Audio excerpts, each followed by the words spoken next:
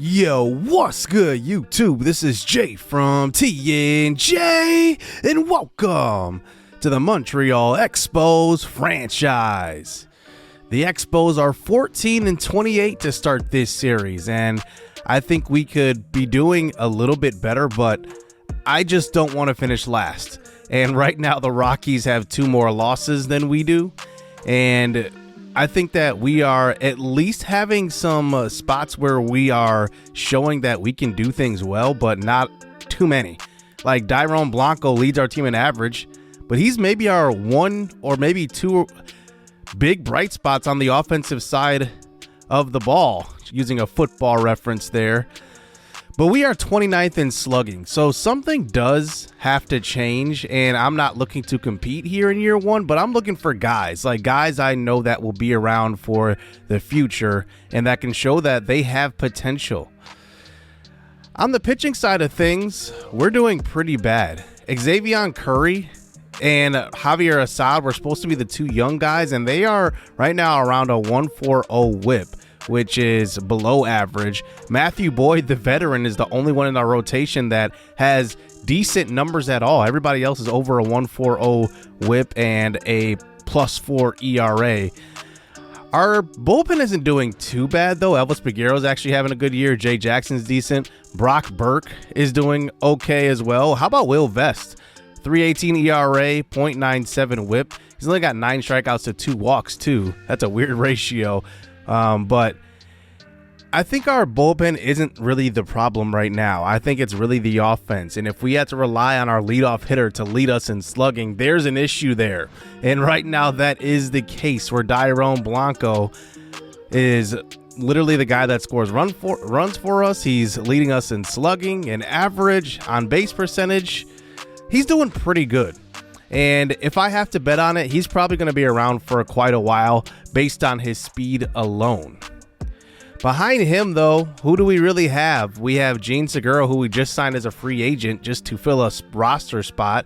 Jose Barrero is in his mid-20s. He's hitting .263, been limited at bats. He's going to get some more playing time. Santiago Espinal has came back to life as he had a slow start to the season, but hitting .262. And then there's Tim Anderson, who I thought would be the star of this team, but his OPS is below 700. Kyle Higashioka has an OPS of 761. I guess he's doing okay there, basically better than what I would have expected out of him. He's never really been a great hitter. Jason Hayward is a trade deadline candidate with his defense, and he's hitting .255, which isn't too bad. Lamont Wade hitting .254. Zach McKinstry I really like. I'm interested to see what he turns into because he has a very strong arm. Then there's Lawrence Butler, the young 23-year-old, probably future first baseman, but he also can play corner outfield. He's slugging .400, so I think he just needs some time to develop. And then we have at the bottom here Jeter Downs, Will Brennan, and then Austin Meadows, who we picked up in free agency. Will Brennan is kind of disappointing. He was in his mid-20s. He's 26 years old. I thought he would be a guy that could develop, but he's just not hitting well at all. Now, one thing I did not know that I could do mid-season is to clean out the coaching staff here, and that's exactly what we're going to do. After this 14-28 start, this offense is just uninspired. I want to get maybe more of an offensive coach here to be our manager, and then get a new hitting coach as well. The funny thing about this is, pay attention to this. Darnell Coles is a clubhouse favorite. The guys in the organization, in the clubhouse, have said that they really like Darnell, but he has C potential as a hitting coach, going up +2 in vision, but -3 clutch and -3 play vision. But look at him as a manager. He goes +2 play vision, +1 pitching clutch, and +2 speed. What are the 2 things that I said that we need to do? We need to hit slug a lot better and then hit for average a lot better. And I think that Darnell Coles could be just better as a manager than a hitting coach.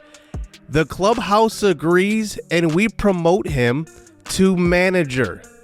This is something that I didn't even know was possible in MLB The Show, but we will be replacing Martinez with the new manager, Darnell Coles. We then go ahead and hire a new hitting and pitching coach, and I'm just going to put in a rule right now. We have to get B max rating guy. I don't want to just like overload the game and take advantage and just get A guys. So we will have 3 B guys right there at our top there with hitting coaches, pitching coaches, and Darnell Coles as our manager. And here is the first game. He will serve as our active, and I guess I would say interim manager, but he's getting hired on full time as our manager. But here we go. We face the number 1 first place Philadelphia Phillies right now in our division. And here we go. Dairon Blanco leads off this game, leading our team in average, slugging percentage, on-base percentage, you name it. He grounds out to second base as well. Here are the numbers. If you're looking at our lineup, I'm going to hit Barrero in that 2 spot. I want to see what he can do. And then McKinstry is a guy to look out for. He's hitting 248. I think he's going to be a guy that can stick around for the future. He's 28 years old, and he's got a very good arm and can play all around the ball diamond as well. Barrero hitting 263, swings and misses at that Zach Wheeler high fastball as that brings up Tim Anderson hitting in that 3 spot, 261 average, and he just swings and whiffs at that high strike or high fastball out of the zone. And we go down 1-2-3. Matthew Boyd on the mound here. I have not pitched with him yet. He's got 41 strikeouts, a 20% strikeout rate, which is actually pretty good. A 3.17 ERA, leading our rotation in that category along with Whip. Here is Whit Merrifield leading off the game here for the Phillies, and he will swing and miss. He's hitting 370 on the year as well for the Philadelphia Phillies. They are looking to catch the Atlanta Braves in this division and take this one this year. We'll see if they can do it. As that brings up Bryce Harper in the 3 spot. The runner is on the move, and Kyle Higashioka with a nice throw to second will nab the runner. And Kyle Higashioka was a guy that I did not expect to be behind the dish to start this season, and he's kind of just kept that spot due to his bat. And I have not wanted him to be in that DH spot just because Sam Huff has been so bad offensively. So we do get out of that inning as that brings us to the bottom of the 3rd inning. Bryce Harper up again, but a ground ball to 3rd, and we turn the double play and get through 3. But the Phillies do go up 1-0 at this point. So now we move on to the bottom of the 4th. Facing Kyle Schwarber to the plate. He swings at this one. High fly ball to right field, and that short wall to right plays to his advantage. It's a home run. Wow, that was just a towering shot. Only went 349 feet for his 5th home run of the season, and it makes it 2-0 here. On to the top of the 5th inning. Zach Wheeler dealing so far, and he walks Lamont Wade. As now we have runners on 1st and 2nd here in the 5th, as that brings up Jason Hayward to the plate. He watches that one low, and now we have bases juiced. No outs here in the 5th inning, and that pitch count is at 70. He's still pretty good, but we got to take advantage of this situation. Zach McKinstry to the plate now. Inside curveball almost hit McKinstry right there. 3-2 pitches on now. It's a low fastball, ground ball to second, but McKinstry with really good speed at 75 will beat out the double play, and he preserves at least an out. 1 run comes across the plate as it's now 2-1. Jeter Downs to the plate now, 1 for 1 today, and this is a fly ball to center field. This should be deep enough to score Lamont Wade. We'll see. The throw home looks like a good one, but it will not be in time, and Lamont Wade ties this ball game up off of the Jeter Downs sacrifice fly. It's now 2-2 now as the top of the order comes back up. Dairon Blanco, ground ball to 3rd, and they get out of this inning. But we do tie this game up at 2 apiece. Matthew Boyd still on the mound here. He is just over 100 pitches in this one. This is probably his last inning. But facing JT Realmuto, he hits one deep to right field. Back at the wall, and Hayward goes up, and he can't come down with it. And it will be a triple for the speedy catcher. And he gets all the way to 3rd with the 1-out triple here in the bottom of the 6th inning. And that's where we have to go to the bullpen. Elvis Peguero, who has been our best arm out of the pen so far this year. He's got a 3.24 ERA. He's appeared in 16 games. We'll see what the kid can do.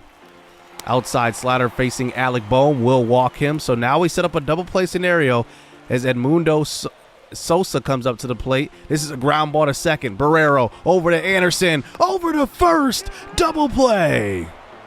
So we hold Real Muto at third after the one out triple. As now we move on to the 8th inning. Bryce Harper at the plate, and he finally hits one solid for his first hit of the game. And now with one out, Elvis Peguero is still on the mound here. We'll see if we can get a double play ball. Facing Kyle Schwarber. He swings and misses at the low changeup. And now 1 out away from going into the 9th inning with the 2-2 ball game versus the leaders in the clubhouse, the Philadelphia Phillies. Realmuto gets one high. He hits this one deep, and this one is gone. Oh, my goodness.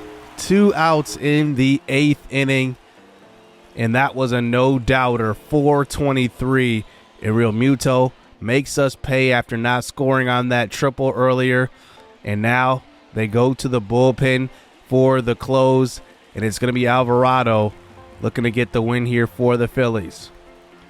We start off the top of the 9th here with Tim Anderson. He hits one well down the left field line. That one is fair, and it gets all the way to the wall, and Anderson will start out this 9th inning with a leadoff double. Anderson looking really to be the face of the franchise, at least early in this Expos franchise, but we'll see if he can live up to it. Lawrence Butler over the middle of the plate. That one was a cut fastball, and he cannot make contact. Here comes Kyle Higashioka to the plate. He hits very well versus left-handed pitchers, but he cannot make contact with that fastball. 98 mile an hour on the gun. And now we come down to our final out. Lamont Wade to the plate now. Inside pitch. He hits this one up the middle past the glove of the second baseman, and we do get a runner across the plate, and it is now 4-3. But we need more life here. We're at least on the board in the 9th inning, and they decide to go to the bullpen and bring in Jeff Hoffman to face Jason Hayward. And Hayward 0 for 2 in this one, takes that one high and eventually works to a full count, and it's ball 4. So now we have runners on first and second here, 2 outs, and Zach McKinstry to the plate. Hitting .250 on the year. OPS is below 700. We bring in some speed and Will Brennan on second base, and we'll see if we can drive in a run and tie this ball game up. And he gets a 2-1 pitch here over the middle. McKinstry hits one deep, and that one will be off of the top of the wall. It scores 1. It scores 2. McKinstry on to third, and it's a bases clearing triple, and the Expos take the lead. McKinstry with his first triple this year, and it comes up in the clutch. Wow. And that's something I haven't seen from McKinstry yet. He has not hit for power at all, and that's just a perfect swing on that pitch, and it's almost a 3-run homer at that.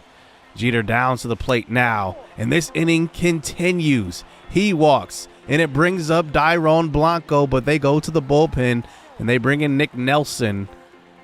And we'll see if Blanco can come through with some more insurance. He gets one kind of over the middle of the plate, an off-speed pitch, but he hits this one a mile in the air to left field, and Schwarber is under that one. But we have got this lead back, and now we got to take advantage. Here is Will Vest out of the bullpen. He gets Edmundo Sosa 2. Swing and miss at that one.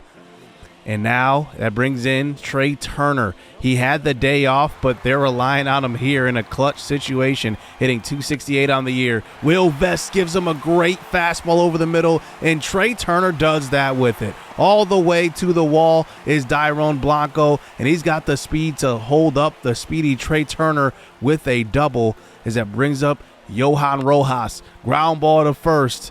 And we do step on the bag for the second out of the inning. And now we are down to the final out of this game. It's Whit Merrifield, who's hitting .367, one of the best hitters in the NL this year so far, almost an 1,000 OPS. And he is going for the batting title so far as he gets a pitch low, and he swings and misses. The Expos have their probably best game of the season so far, coming back 2 down. Coming back once again 2 down and scoring 3 runs in the 9th and win this game. Maybe an inspired team here with the new manager. And I think we could be on to something here. I just want to see signs of life here in season 1, and we got what we needed there. The new manager Coles gets his first win as the skipper. So now we move on to the next series, and we're down 1 versus the Minnesota Twins, and we'll see if we can come away with another comeback win here, down by 1, bottom of the 9th. Here's Will Brennan here at the plate. Here is Blanco on first, and he swipes second, and he does lead our team in steals so far this year. He's now in the double digits. Will Brennan continues this at bat now. He gets a low pitch, hits one well up the middle. This one's knocked down by Carlos Correa, but an infield single here for Brennan, and now we have runners on the corners. No out still in this one. That's going to bring up Lamont Wade, who's hitting in that 3 spot today. A perfect scenario for him. Down by 1 and decent speed on first. Here is a pitch over the outer half of the plate. Deep to right field. It makes it over the right fielder's glove. And that one will score 1. And Brennan scores from first. And the Expos will win it again. Clutch piece of hitting by Will Wade. Wow. Lamont Wade Jr. And we get the victory again. Another walk-off here for the Expos in this episode. And Darnell Coles maybe just putting some inspiration in these guys. The 61-year-old skipper here looking for another comeback victory. But this time it's going to be a little more tough as Tim Anderson hits into a double play. And now we are down to 2 outs in the 9th. Jeter Downs, though, hits one well up the middle. That one will be a single. But now we need one clutch play from Jose Barrero, who has not had much experience at the MLB level, and he gets one over the middle of the plate. Good timing, but Barrero is just not a great hitter right now. He's still developing, and he will fly out to left field, and we do get the loss in that one. But our month of May looks a lot better than the month of April. You can see we did sweep the Phillies here in the middle of the schedule, starting with the 17th on to the 20th. We went on a 4-game win streak, and then we, are at least in these games. We're losing games like 3-4, like we did versus Seattle right here, 2-3 versus Minnesota. I mean, we are at least putting out good games. But we get some terrible news here at the end of the month of May. And maybe the worst player that can get hurt so far in this series, it's Dairon Blanco, out 1 to 2 months, fractured arm. He was the one guy I was hoping that could play the entire season, but it turns out that our best player, at least so far this year, is going to be sidelined for, like I said, 2 months, 60 days. Right now it's 59. That's his list time. But we'll see what happens, because now we have to replace him, and we just got done last episode trading for a younger prospect in Terrell Tatum, but he is not ready yet. I can't just move him up, so now Austin Meadows is probably going to have to play a little more. I wasn't expecting to play Meadows. It was really just a bench guy. So now we have to go to free agency again and try to pick up another guy that has MLB experience. I mean, that's just showing our lack of depth in our organization right now. We just don't have anybody we can move up, and that will be a reliable piece. So I decide to go and sign Colton Wong. I know a couple of you guys in the comment section have been wanting me to sign Wong, so we will sign him to a 1-year deal. Colton Wong's had a pretty good MLB career. I think it's been like 14 years he's been in the MLB. I'm not sure, somewhere around there, but he had a really good career with the Cardinals. Went over to the Brewers, Pirates. I don't even know who he's with now. I think he is technically still a free agent. But here is kind of what the new lineup will look like. Wong will hit in that leadoff spot. He's actually hit leadoff for probably the majority of his career, so I want to put him where he's most comfortable. And we will face the Atlanta Braves in another NL East matchup, and we'll see if we can come out with another victory here on the road. So we start this one out in the top of the 3rd inning. Here is Tim Anderson at the plate.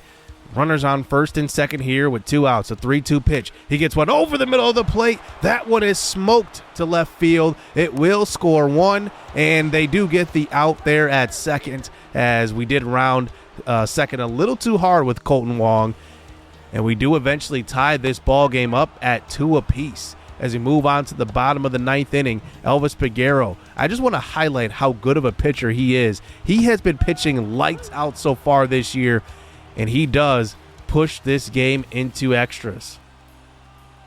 So here is Kolten Wong, the new signing, with a clutch moment here. Hits one well up the middle. That one gets through. It will score one. Kolten Wong will go to second, and he will have an RBI double in his first RBI of his Expos career. I'm not sure how long that will be, but this is why I signed him. He is a veteran. He can get it done. He comes in right off the street and makes a difference right away. Here is Tim Anderson now. Hits one well to left side. That one is nabbed there by the third baseman. And now 2 outs, bringing up Lawrence Butler. 2 for 4 today, and Lawrence Butler, I think, is starting to come around with his bat, but he is a little late on that pitch. High fly ball to left field, and that is the 3rd out of the inning. And now we move on to the bottom of the 10th. We have Will Vest in here for the save, facing Ronald Acuna Jr., and that one will hit off of the left knee of Acuna. And that's the one guy I don't want to face, but a guy that's pretty good as well is Austin Riley. He comes up with men on first and second. 2 outs. Hard line drive to third, and it is snagged. And wow, we got lucky on that pitch, but we get the victory. Darnell Coles has really inspired this team, and we look pretty good. So we started this episode 14-28, and you can see right here, 22-33. Like, this is just an inspired baseball team. And remember, we have the worst roster in the major leagues right now, and we're getting closer to draft season. I can't wait to get into that, and we are going to cover some prospects in a little bit. But I want to just highlight, this team is playing better baseball now. 23-34, 11 games under 500. But I think what I really just wanted to see is just some inspiration, just some good baseball. I don't necessarily need a bunch of wins. I just need to see players playing well. So let's start to talk about the draft. And I think next episode we will go into that draft episode. I think that's what we're going to do. But let's look at our draft picks. We have the 10th pick in the draft. It's not a great pick. It's not a bad pick, but it's the 10th pick. 43, 81, 11, 111, 141, and a late pick close to the 200s. But let's just highlight at least the top 3 prospects in this draft class. Let's start with the number 1 ranked prospect. According to MLB.com, it's Efrain Handy, the shortstop out of high school. He is an amazing player. He's got amazing potential. But the thing is, since we have the number 10 pick, we will not be really scouting him because I just don't think he's going to drop down to 10. And if he does, I don't think I'm going to select him because I have a lot of guys on the board that I am looking to draft here. And I really have done a due diligence on a lot of guys. But Handy doesn't seem like the guy that I'm going to go after. We're just too far. I don't think he's going to make it down to 10 anyway. But he is great defensively. He's got the amazing potential, up to 99 potentially. I'm always very weary, though, of these type of prospects when I see them, seeing 99 potential in the future. I mean, there's a lot to unlock, and I don't think it's going to pan out that way. But he is the top prospect in the draft. The number 2 ranked prospect, who I have as my number 2 or 1 in this draft, is actually Bobby Swingham, the left-hander from Pitt. Man, he is deceptive with his pitches, and that just makes him so great. He is going to be a top-level MLB starter one day. He has the potential to do it. If he somehow falls into our lap, I mean, we are running the card up to the table to draft him. He has amazing stuff. He has a changeup that is just lethal. It just drops off, and I think this guy has the potential to be a superstar. 81-97 is his potential. 63-79. There's a chance that if we were to draft him, he would be like our best rated player in the entire organization. He's got that type of potential. The number 3 ranked MLB prospect is Rich Cabrera. Now, he is one of my top 2 hitting prospects in this draft class, and for good reason. He went to the University of Miami. He is very solid as a 4-tool player. He can hit for power. He can hit for contact. He is great defensively. The one thing he doesn't have is speed, but he is such a great hitter and so good defensively that it doesn't matter. His speed doesn't matter. He's a catcher. It doesn't really matter. But man, he can absolutely crush the baseball. And I am excited for this draft, particularly because some of these guys have to drop. But the thing is, he's got a clean bill of health. I just don't see that scenario. He's got amazing potential. I think he's got a chance to be the best catcher in baseball one day. And he is one of the cleanest prospects I've ever seen in MLB The Show. Like, I don't see pretty much any weakness in his game, like I said, except for that speed. So next episode, we will go over more prospects in particular and a lot more guys that we have scouted and found out information on. But I wanted to at least give you a preview of the top 3 in the draft. And we have pick number 10. So if one of those guys falls, like I said, Handy, probably not. We wouldn't reach for him, but I would be running up for Cabrera or Spigum. So this is going to be pretty interesting to see what happens in this draft next episode. I do want to highlight some of our prospects right now, though. And Jamal Watson, who I highlighted a couple of episodes ago, and I've been following him closely this year. He is doing really well. A 1.71 whip, or a 1.71 ERA, a 0.91 whip, 9 quality starts. He's doing pretty good right now. And like I said, I want to see him keep developing at the AAA level. I don't want to ruin his growth at all. Augustus Macklin, who is our top hitting prospect in our organization, he's hitting okay. I do want to see that OPS a little higher, especially him being, a power hitter. But one guy I want to highlight that is surprising me so far is Alexander Santiago. Now, we've talked a lot about Jamal Watson, but Santiago is doing great. He's got 11 quality starts, 111 whip, 2.37 ERA. That strikeout to walk ratio is about 1-3 or 3-1. And then I want to highlight Buddy Kennedy, who we moved down at AAA. He's hitting 298, so he's actually improving. And then Terrell Tatum is hitting 296. He's got 11 steals, 22 runs, and 162 at-bats. Just think about that for a second. I mean, he's pretty much scoring on, 1 of every 9 at-bats. So that's honestly pretty good. So we get into next episode, and we will start out first with the battle of the 2 worst teams in the majors so far this year. We are now 27-49. The Colorado Rockies are 27-50, and this is the battle for the worst record. And then we will get into the draft, which I am super, super excited for. You don't want to miss that episode and the prospects that we will see and the, potential future superstars of this series. So hit subscribe, hit that like button. Hope you guys enjoyed today's episode. Let me know what you think down in the comment section about those 3 prospects and the team overall, and what you think we should do going into the trade deadline. So hit subscribe, hit that like button. Stay tuned. Let's get it. Let's go. I like getting money, I got time to get it. Target on me, so my car's a tenant. Dancing with the devil, I don't bargain with it. Bobbing in the dash, and the stick is with it. And I hit the 4-5 on the west side. But I'm from the east side, this how we slide. This how we ride, yeah, this how we ride.